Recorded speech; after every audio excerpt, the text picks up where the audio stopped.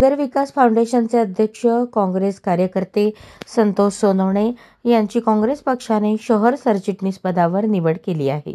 एका कार्यक्रमात माजी केंद्रीय गृहमंत्री सुशीलकुमार शिंदे यांच्या हस्ते शहर अध्यक्ष चेतन नरोटे आणि जिल्ह्याचे अध्यक्ष सातलिंग शेटगार यांच्या उपस्थितीत सोनवणे यांना निवडीचे पत्र देण्यात आले। नई जिंदगी परिसरात काँग्रेसचा चेहरा मानले जाणारे माजी स्थायी समिती सभापती बाबा मिस्त्री यांना विधानसभा निवडणुकीत उमेदवारी न मिळाल्याने नाराज होऊन काँग्रेसचा हात सोडून प्रहारची बॅट त्यांनी हाती घेतली।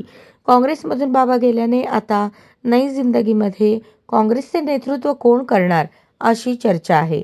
माजी नगरसेविका परवीन नामदार आणि माजी नगरसेविका अनुराधा काटकर हे जरी काँग्रेसचे चेहरे असले तरी काँग्रेसचा या भागात युवा चेहरा देण्यासाठी प्रयत्नशील काँग्रेस होते। आपल्या सामाजिक कार्यातून कायमच चर्चेत राहणारे जुने काँग्रेसचे कार्यकर्ते आणि खासदार प्रणिती शिंदे यांचे नेतृत्व कधीच न सोडणारे कट्टर समर्थक जाईजुई विचार मंचचे जुने सहकारी संतोष सोनवणे यांचा काँग्रेस पक्षाने थेट सोलापूर शहर सरचिटणीसपदी निवड केली।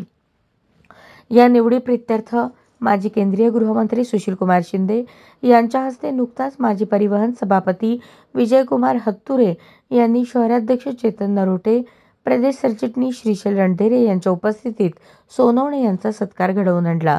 शिंदे आणि सोनवणे यांना शुभेच्छा देताना काँग्रेस मजबूत करण्याचे आवाहन केले। अशाच नवनवीन अपडेटसाठी जनता राज्य न्यूज चॅनलला सबस्क्राईब करा, लाईक करा आणि शेअर करायला विसरू नका।